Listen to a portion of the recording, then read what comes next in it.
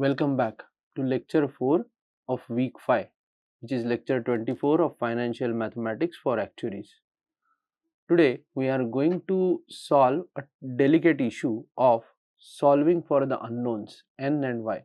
So what we have done so far is we have either calculated the present value or future value given all parameters. It's time for us to reflect on our strategy and do some financial forensics to find the missing parameters. For example, sometimes the present value and future value may be given to you, but it may not be known that how much time has passed between these two, given that you have the interest rate. It basically means if I am having a loan and I am paying off a certain amount at a certain interest rate, I want to know when will I be debt free. The answer to that can be figured out, and the tool that we will deploy is logarithms. In other case, if you are unknown or if you are unaware of the interest rate I that is being charged to us because of the various complications, can I figure out what is a true yield of the true yield that I am being charged? The answer is yes. You have to rely on iteration because there is no algebraic way to solve it, or you can rely on the calculator which uses some numerical methods. Okay. So this is the understanding with which we will actually proceed forward to today's roadmap. So what we are going to do today is, first we will target solving for n given the interest rate, present value and future value. So the tool that we will use is logarithms. We have seen this tool at several places in weeks 2, 3 and 4, okay, wherever we solved for unknown n's. So we will deploy the same tool. Next we will interpret this n while handling the decimals of this n. So where we typically have to pay in integer terms. So either you can pay off in the last term, or you can carry it forward to the next term and pay it in whatever one extra payment. Pay it as one extra payment. Okay, so this is the idea that we are going to deal with for while dealing with n. Okay, so when we pay with this extra payment, we have to pay some marginal interest which is extra, that also we have to calculate. So we will see that explicit calculation in today's lecture. After that we will consider solving for unknown I, where the number of years are given, and we will look at the problem and see why algebra fails or mathematical techniques fail, and therefore why should we resolve to numerical methods which calculator is also using. So we will look at how to succeed with the calculator when we don't have any algebraic tool at our disposal.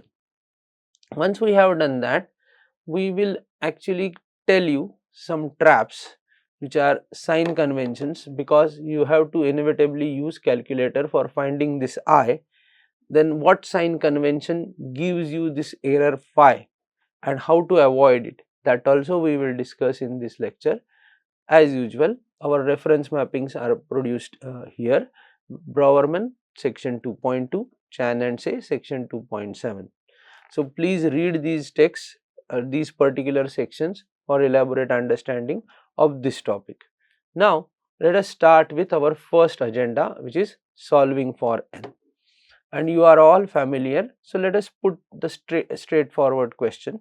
What is the algebra here? I want to compute present value, then it's equal to the payments into 1 minus v raised to n upon I.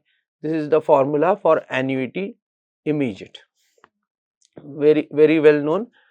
In this case, however, I don't know what is going to be my n, okay, and how will I rescue my n from the exponent. The major challenge or the major hurdle is this n is not in the linear terms, it is in the exponent. So what will I do? I will rearrange the terms. I will take this PMT in the denominator, then I will take this I over here, and I got 1 minus 1 plus I raised to minus n into this. Still I have I on both sides, right? So I have to get rid of it. So how will I go forward?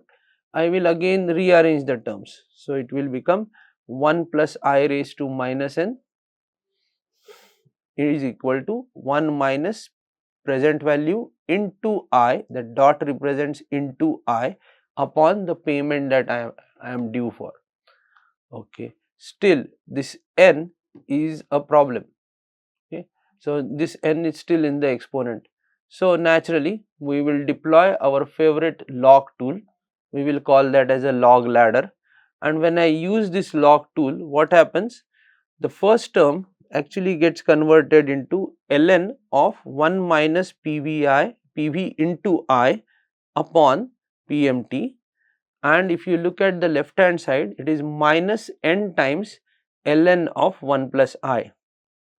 Now you multiply you multiply by 1 upon L minus ln of 1 plus I on both sides. If you do that, you get n to be equal to minus ln of 1 minus PV into I upon PMT upon ln of 1 plus I. This solves entire problem for n. However, the problem is not entirely solved because this n usually, because we have introduced this log tool, may be represented in decimals. So that gives rise to the next problem. But before understanding that next problem, let us solve one actual problem with numbers to understand this tool. So here is a problem. I have a loan of $10,000. The interest rate that is charged is 5%. I am paying $1,000 per year. How many payments do I need to make, or when will I be debit free? Okay. So the natural answer to this question is, okay, so you have 10,000, you are paying 1,000. So 10,000 is the present value equal to 1,000 into 1 minus V raised to n upon I.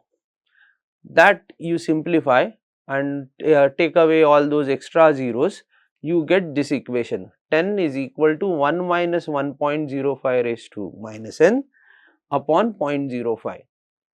Simplify again, multiply by 0.05 on both sides, you get 0.5 is equal to 1 minus 1.05 raised to minus n.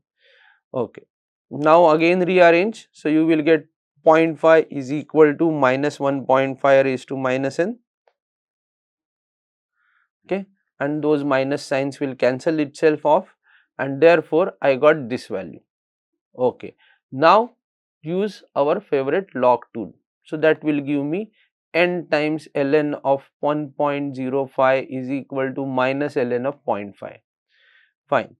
That simply, then you would just take the take the ratio of these two terms and get the value of n, which turns out to be 14.206. Okay. What is the interpretation of this? N is 14.206. It means 14 full payments, 1 partial payment. So in earlier classes, we have handled this situation where we were saying that either you do 14 full payments, and with 14th payment you simply attach whatever is the remaining amount and clear off your debit. That way we call that payment as balloon payment. However, the most preferred payment is the drop payment, which we will discuss now. And for that, let us see the visual anchor, which is, we have a loan, we are paying this 14 full payments and some portion of the loan is left. So for that we will have this remainder which should be paid at t is equal to 14.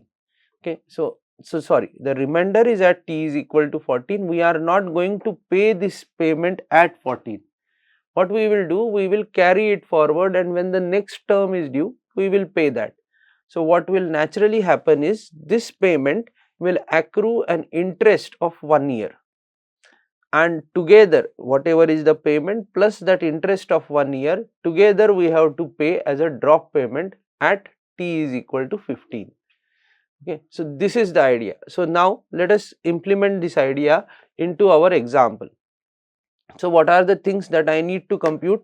First, I should compute how much payment I have already made in these 14 full payments, and what is the loan amount, that value of that loan amount when it is fast forwarded or forwarded in time to 14 time points. Okay, so that is what I will look at. So then I will look at that loan amount value minus these 14 payments value, which is also should be at the same time, right, because money has time dimension, we have to deal with time value of money. And once we subtract that, I will get the balance, and that balance I need to take whatever is the interest is there, that interest it should accrue, and I have to pay that interest as well as the remaining sum. So how will I do that? So let us do that calculation. Future value of loan, which we will calculate at t is equal to 14. So I have whatever loan I received, I will take it forward to 14 time steps. So naturally it will accrue 1.05 raised to 14. I have multiplied that. Then the 1000 rupees that I am paying, it's like annuity, right?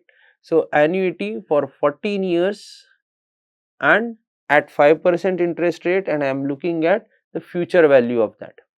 Okay. So that's why I subtracted this S14 5% multiplied by 1000. Okay. So am I clear with the annuity formula? Yes, the present value taken forward by n steps, that's the formula. So you can easily compute that, and therefore I got these two numbers which are relevant, and then I will simply do the algebra and get the final answer to be equal to $200.70. Now this is the debit that I have at time point 14. Now one period I have to wait and take the accumulated value of the one period, which gives me 200.7 into 1.05, that takes me to 210.74. So the 15th payment that I need to make, apart from all payments of $1000, the 15th payment I need to make is $210.74. Okay. So this is how we will solve all the problems that are related to solving for unknown n. If what payment is required, you have a justification of how to do the payment and what payment I need to pay at the time, which is plus 1 apart from regular full payments. Okay. So we have mastered this skill. Now let us look at that other problem, which was solving for unknown I. So in this case, if you look at this particular setup, the problem is similar to what we have done. However, this I is embedded in both places, in the numerator and denominator. And even if I try to simplify this, there is no simple way to solve this algebraic equation. Okay. So I have to rely on some numerical methods. Correct. So those numerical methods are mastered by our financial calculator. So it will use those numerical methods in an efficient way. Typically this calculator uses Newton-Raphson method, and it will efficiently optimize your answer for the best result. Okay. So now before mastering this method with calculator, I will give you some warning. Okay. So this is the sign convention that many people wrongly use. For example, calculators will always require a logical cash flow. If you are taking a loan and you are taking a loan, so your present value is going to be positive, then to pay that loan you have to pay from your pocket, right? So the payment that you are doing is actually the outflow from your pocket, so it's minus, it's negative, it's not plus. But generally people may commit one error, so they will take the present value to be positive and the payments also to be positive. In such cases what happens is, this if you feed that value, the calculator flashes error 5. hmm? And that is where you are stuck, you cannot answer that. So what is the calculator logic? If you receive loan and you cannot receive payments, so if you receive loan, you have to give away payments, so the payment should come with a negative sign. So the moment you follow this scenario B, where you are having loan and PMT is negative, that is what is correct way to do it, and if you do that, you have solved the problem. So inflows and outflows should have opposite signs. Present value can be negative, in that case PMT should be positive. So this is what you have to understand properly. Now let us look at the calculator workflow. So what is the problem? The problem here is I want to know what exactly the interest rate is. So I am investing 5,000. So 5,000 is going from my pocket right now, and I am receiving 1,200 per year for 5 years. Okay, I want to know what is the interest rate. So naturally, first you have to understand what is present value. Present value is inflow or outflow. It's an outflow. It's going from my pocket, and then what I am receiving is coming to my pocket. So 1,200 is positive and 5,000 is negative.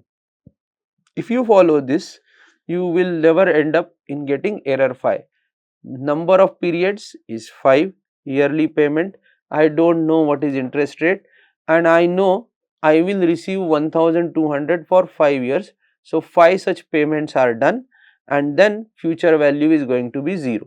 So with all these things you are ready to compute, right? So you can use your calculator and check with me these keystrokes. 5, then press N, then minus 5,000, press PV, 1200, then press PMT, and then compute I by Y.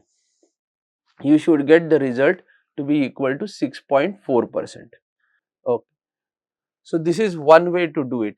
Another way we have already shown through linear interpolation for some other problem. So that also can be used here, and so here what we will do is we will take this present value as 5,000, right. So this is the target value that we talked about. Then there was a formula called which will take interest rate at a lower price, interest rate at a higher price, and then corresponding to that there will be a present value low, there will be a present value high. Okay. And then what this formula suggests is your interest rate which you are trying to approximate will start from this IL, then it will actually subtract highest interest rate minus the lowest interest rate, and when you do that you also need to accommodate for this present value. So this present value low will be the highest value minus the target value. We have already done this in earlier classes, into present value minus present value high. Okay. So if you follow this logic, then you can easily set this to the natural level. So here you have guessed the first interest rate to be 6%, second interest rate to be 7%.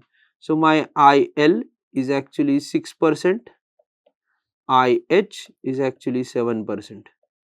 Now use your formula for present value. What is the formula for present value for A phi 6% or A phi I, let us say, it is going to be equal to 1 minus V raised to N, which is 5 here, upon I. So use that formula, you get for 6% this I to be equal to 5, this value to be equal to 5054 after multiplying by 1200. Okay. And in a similar manner you calculate that this value for A phi 7%, after multiplying by 1200 you will get this value. Okay. So this value I have called as PVL, this value is PVH, this L and H are related to IL and IH. Okay. So this is the way we got these answers. Okay. Now I will pull them in this formula and we will do the algebra. So if you do this algebra, you are actually getting what is the answer? In this case we are very lucky, we got the exact answer, which is 6.4%. Okay. Now it's your time to check whether you can compute these things, and this is our active learning exercise, which is called retirement catch up. Your current savings are $0. You have a goal of achieving $5 lakh in 20 years, in particular 240 months. Okay, so you are planning to save for $1,000 each month end. So if you want to reach this goal of $5 lakh in 20 years, what should be the annual interest rate I required? Here note that savings are happening in months and you are interested in calculating the annual interest rate I. That is where you should be careful. So here is the hint, you have to solve for monthly J and then convert this to annual interest rate. Pause this video, solve the problem.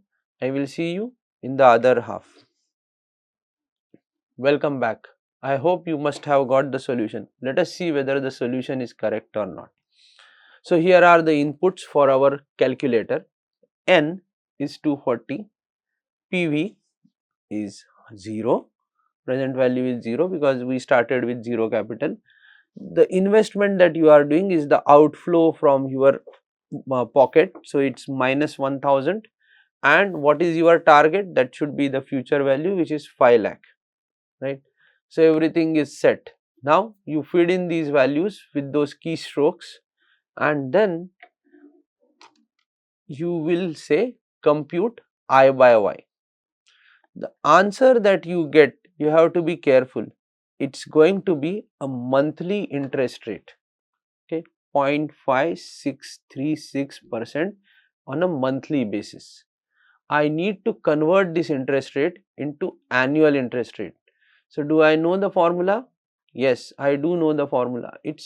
This is the monthly interest rate, right? So when we are dealing with this IM, we are talking about IM by M. So we got this IM by M. Okay, so this is what you have to remember. And once you understand this, then it's very clear. So what will be my formula? It will be 1 plus IM by M raised to M, right? And I will equate it to 1 plus I. That's all. So I will do that then. This M is going to be 12 here. Fine. So I will do that, and that's what will give me I to be equal to 6.99%. Wonderful. We have done a lot today and we have solved two unknown mysteries. We were successful detectives for solving for unknown N and solving for unknown I. Next, we will summarize this. So when we solve for unknown N, we have to use the tool of logs. Result usually comes in decimal places. So those decimal places should be interpreted as drop payments, and this is so you have to calculate the balance at integer n, then whatever is the balance you add interest to it and say that will be your final payment. If you are solving for unknown I, you have to use calculator, feed in all the values and get the answer by using compute I by Y. There was one problem of error phi that we have said. So for that, or to avoid that problem, you should always check whether you are having present value and payments that are fed in opposite signs or not. If you are feeding both of them in same signs, then you may get error phi. Okay. Next, we will summarize whatever we have done in like week 5 and we will solve some complex problems, typically 4 complex problems in the next lecture, which is problem solving lab. Thank you.